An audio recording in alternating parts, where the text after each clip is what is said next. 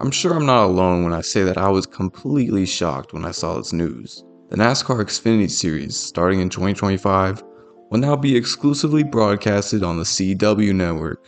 The what? Yep, that's right. The CW, famous for shows such as All American, The Flash, F-Boy Island, Riverdale, Jane the Virgin, and plenty of other shows. This really came out of left field, because for months, it was rumored that NASCAR was trying to sell the Xfinity Series to a streaming platform, specifically Amazon. And nowhere in the rumors for NASCAR's TV negotiations could he find anything about the CW being in the running. Not gonna lie, I thought ESPN would come back before this ever happened. Now, if you've never heard of the CW, you may be thinking that this is the death of the Xfinity Series or whatever uneducated thought is in your head. But this is the start of a new era for the series, and this deal is significant for many reasons. The first would have to be the money involved. NASCAR will receive $115 million per year from the CW for broadcasting rights, and with the deal lasting 7 years, this adds up to a total of $805 million just for the Xfinity Series. For reference, Formula One's new TV deal with ESPN ranges from $75 to $90 million per year. Well, that's because ESPN doesn't control productions. They just broadcast the Sky Sports feed.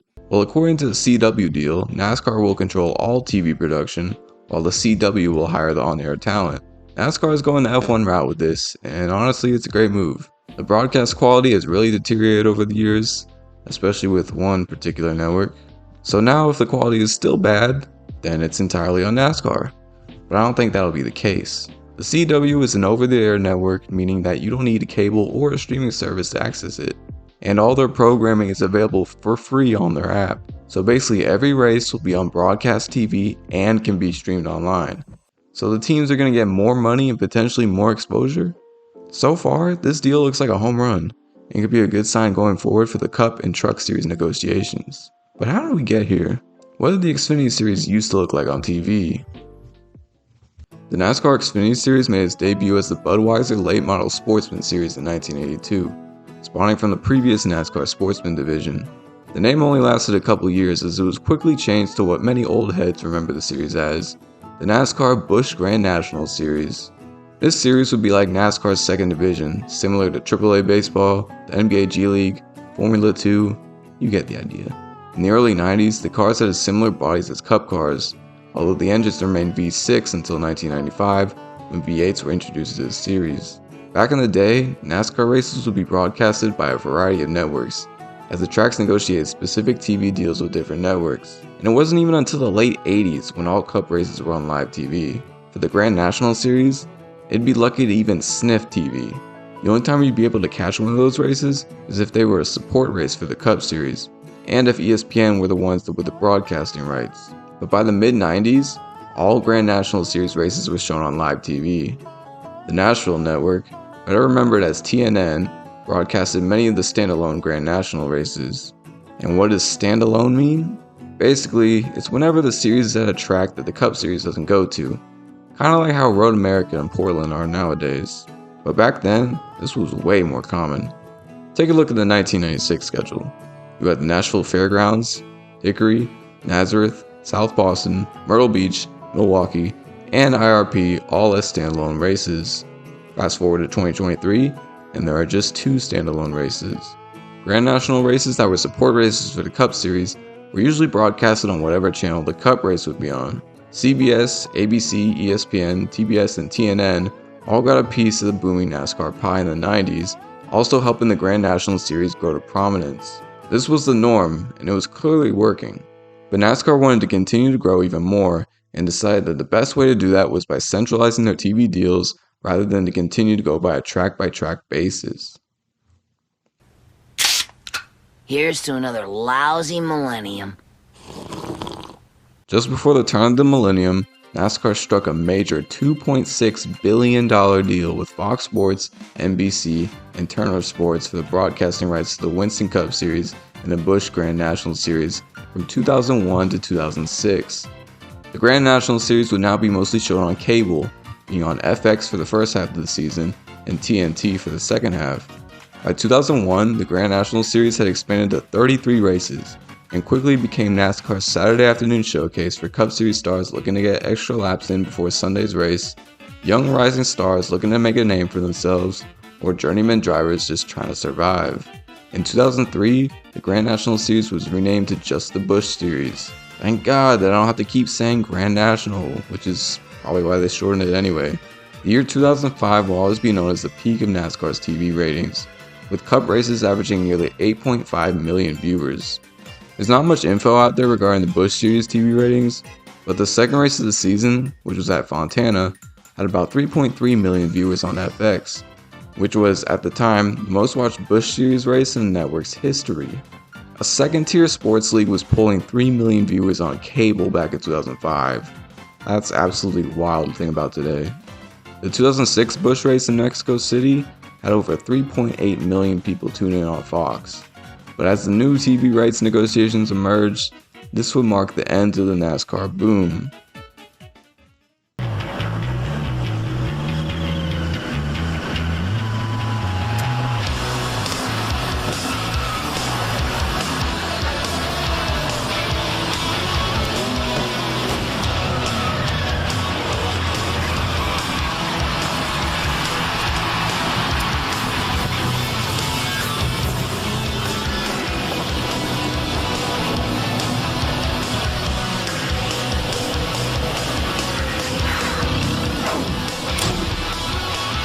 Starting in 2007, NASCAR had a new TV deal.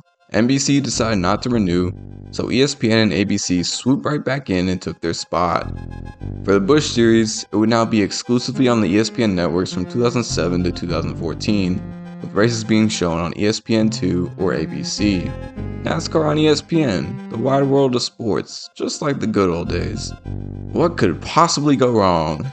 At the beginning of the deal, most races were shown on ESPN2, and combine that with NASCAR's falling TV ratings in 2007, the Busch Series saw an 11% decrease from 2006.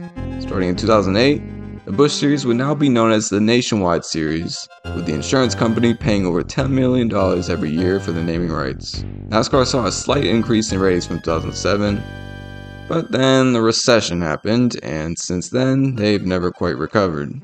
Throughout ESPN's stint, fans began to complain about ESPN's coverage and how they treated the sport. Now, there was nothing particularly wrong with the booth, the reporters, the graphics, or any of that. It was ESPN itself. You see, ESPN liked to move programming around to different channels, and you can see why this really pissed off a lot of people.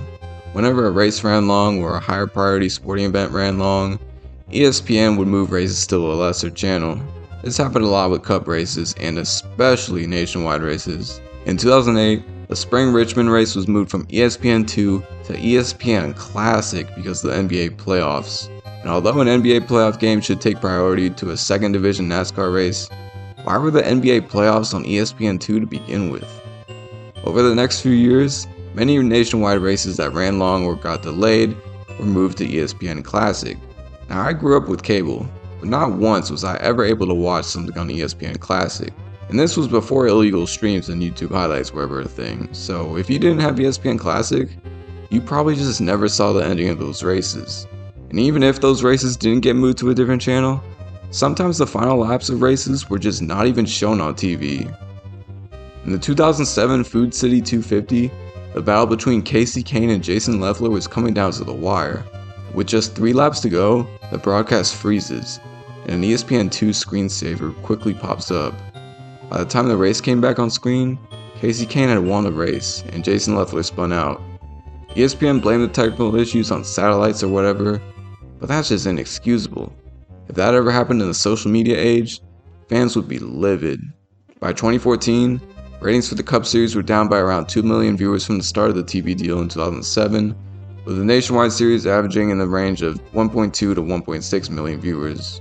ESPN had improved towards the end of the run, with Alan Bestwick in the booth and less channel flipping, but by then, the damage had already been done. ESPN lost interest in NASCAR, and NASCAR was fed up with the network, so the two parted ways for the next TV deal. Starting in 2015, NASCAR would have yet again another TV deal. Fox would stay, Turner Sports and ESPN would leave, and NBC would make a surprising return, considering how things ended during the last contract. And as we know today, The first half of the season would be shown on FS1, and the second half of the season would be shown on NBCSN, or now USA. The nationwide series would also have a new name, the NASCAR Xfinity Series. The Xfinity Series' first race on FS1 drew nearly 3 million viewers, an 8% increase over ESPN's season opener in 2014, but overall, ratings continued to decline for NASCAR. As the years followed, other major changes were made to the Xfinity Series. In 2016, the playoffs were added, and in 2017, bushwhacking was officially outlawed, putting a limit on how many races experienced Cup drivers could participate in. And while having less Cup drivers probably led to lower attendance and viewership for the series, it honestly made the series better. Young drivers are able to have their own spotlight and make a name for themselves, and we've seen some great rivalries over the years thanks to this change. And even when Cup drivers do make a few occasional starts, they're not as dominant as they were back in the day. Like at Road America in 2022, where Ty Gibbs straight up beat the defending Cup champion Kyle Larson, or at Darlington, where Noah Gragson survived this crazy sequence against Kyle Larson and Sheldon Creed. The series is better this way, and as more young stars continue to climb through the ranks, the series will be even more entertaining. So what's next for the Xfinity Series? Well, for starters, it may have a different name, as the naming rights expire after 2024, and since Xfinity is owned by Comcast and the CW is owned by Nexstar, things might get a little complicated. But there's also an elephant in the room that no one wants to talk about: electrification. I know, no one wants to see electric cars in NASCAR, but looking at how the auto industry is trending, it's almost inevitable. Manufacturers and OEMs have always used NASCAR as a platform to showcase their vehicles, and with GM and Ford expected to be all electric by the 2030s, NASCAR is going to have to adapt.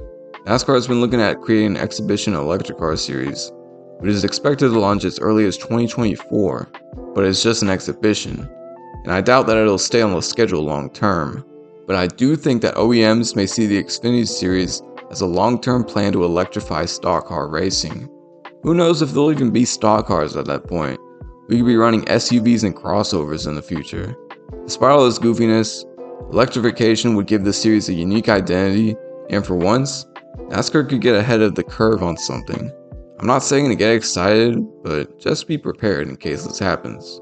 The NASCAR Xfinity Series has always been a fan favorite among stock car enthusiasts, and with this new TV deal, more people will have access to the series than ever before. More money for teams means better competition, and that's what we want to see. Change is coming, however, and NASCAR fans tend to struggle with change. But lucky for NASCAR and its fans, they got 18 months to figure this out. So turn on your TV, check to see if the CW is there, and if not, download the app or get an antenna. Boom, problem solved. Enjoy the race. Thanks for watching. Have a good day, y'all. Peace.